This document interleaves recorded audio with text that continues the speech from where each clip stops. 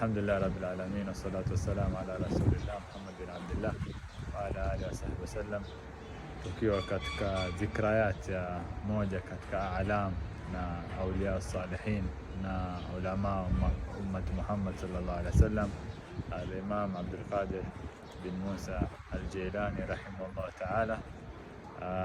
Alizaliwa mwaka wa 470 hijri na alifariki mwaka wa 560, na kuna riwaya sema 561, yani alizaliwa mwaka wa 470 hijria na akafariki mwaka wa 561 au miaka 560 hijri kutoka hijra ya Mtume sallallahu alaihi wasallam. Na alipata nasha mzuri kwa mamake Ummul Khair Fatima bint Abdullah As-Sawma'i, na babake alikuwa ni mtu mwema na aliitwa Jilani kwa nisba ya mahali ambapo akiishi, na alizaliwa karibu na Tabaristan kule. Kwa hivyo Imam Abdul Qadir Jilani akawa katika kukua kwake, babake akamashiria au yeye mwenyewe akachukua ruhusa ili asafiri kwenda Baghdad kutafuta ilmu kule, na akasoma na akatadhala kwenye yale ulum mpaka akafika katika makamu ya ilmu, na Mungu akamfikisha pia katika makamati ya aulia, akawa ni maarufu kama al-Qutb. Na hizi kutub ni manaqib au ni darajat za wilaya. Hata Imam Suyuti ana kitabu chake aeleza kuhusu maqam za maaulia kama Abdal au Tad na ghairiha.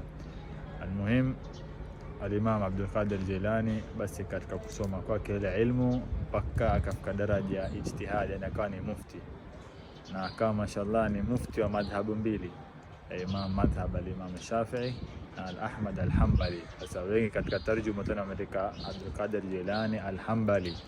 Sasa hivyo alikuwa ni mtu alisoma ilmu kisawasawa na akaitumikia dini, na alikuwa ni mwenye ikhlas na sidqi wijha. Na katika kusomesha kwake alisomesha sana asubuhi katika ulum ya fiqh na tafsir na hadith na usul, kisha ikawa na pia darsa baada ya dhuhri katika vitabu vya taraja. Sema alikuwa akisomesha ilmu al-qiraat katika ile ilmu al-Qur'an, ulum al-Qur'an al-Karim. Faikuwa ni mtu ambaye si kwenye wilaya peke yake, bali alikuwa ni mtu ambaye alisoma ilmu kisawasawa akaihudumikia dini, na nasaba yake yaenda ni katika ahli baiti Rasulullah kwa Sayyidina al-Hasan, yani al-Hasan bin Ali bin Abi Talib radhiyallahu anhu. Kwa hivyo ni al-Hasani, na wengi katika zama zake walimpenda na walimkubali kama mwanachuoni na kama alim. Na katika kisa ya zuhudi yake alikuja ulizwa, ya Imam Abdul Qadir, ulifika vipi daraja hii? Akasema nashaat an sidqi, yani ilikuwa hali yangu kupitia sidqi nilikuwa nao. Na kisa maarufu, siku moja mamake alipokuwa yataka ruhusa kwenda kutafuta ilmu Baghdad na kuzuru salihin kule watu wema, akamwambia mamake nipe ruhusa. Basi mamake akamwambia nakuhusia kwa jambo moja, daiman kun sadiqan, yani kila saa uwe ni mkweli.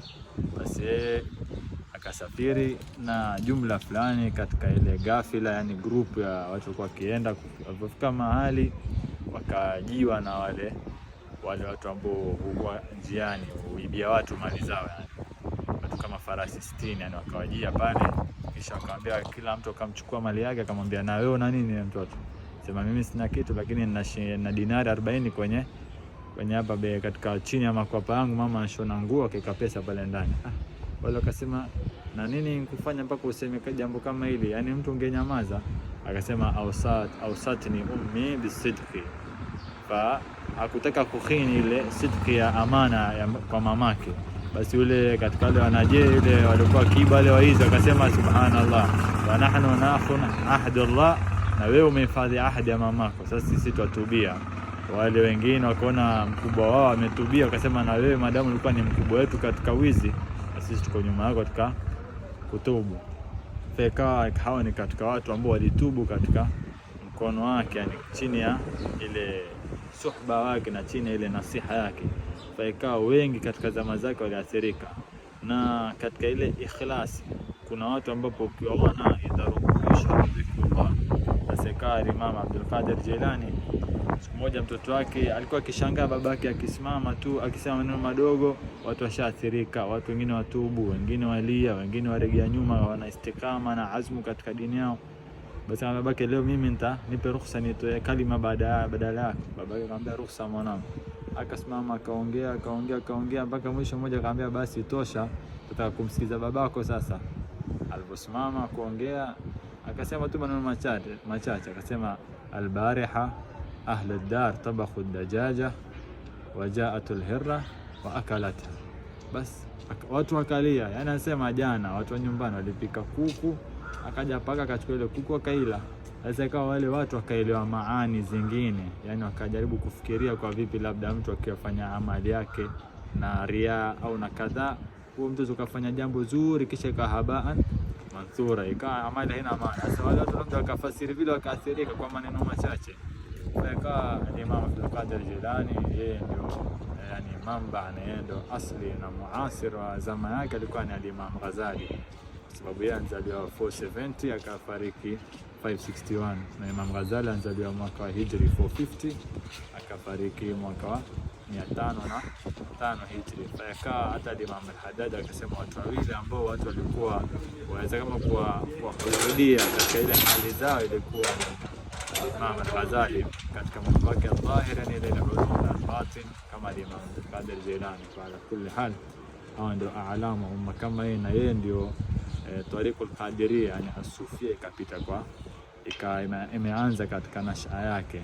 Na tukisema as-Sufia ni as-safa'ul qalb wal irtiqa ad-darasulam al-mutaba'a li rasulillah, yani maana Sufia ni kuwa mtu ana safa'ul qalb, moyo msafi, na ni mwenye mwingi kumfuata Mtume sallallahu alaihi wasallam katika hawali zake zote. Hizo tariqul Qadiriyya ikawa imeenea fil mashriq wal maghrib, ambao ndio yarudi kwa Imam Abdul Qadir Jilani.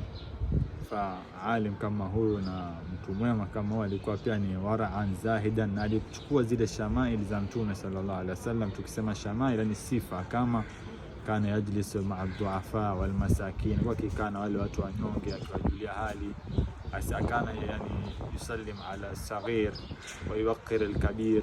Yani kwa Sayyidina Abdul Qadir Jilani hachagui kwa mimi ni msomi, mimi na ilmu nyingi, mdogo ndo nisalimia mwanzo, la bali alikuwa akitanguliza kusalimia, akimpa kila mtu kadri yake. Na hii ndio sifa za watu wema. Tuombe Mwenyezi Mungu Subhanahu wa Ta'ala kwa dhikrayati haulia kama mtu mwema kama huyo, alim na wali kama huyo, Mungu atupe katika zile kuwafata nyayo zao, kwa sababu hatuwezi kujua watu wema walikuwa kabla yetu au waliokuwa paka kwa Mtume sallallahu alaihi wasallam, isipokuwa kufuata wale wema wa zama zetu, na wale wema walifuata wema kabla yao.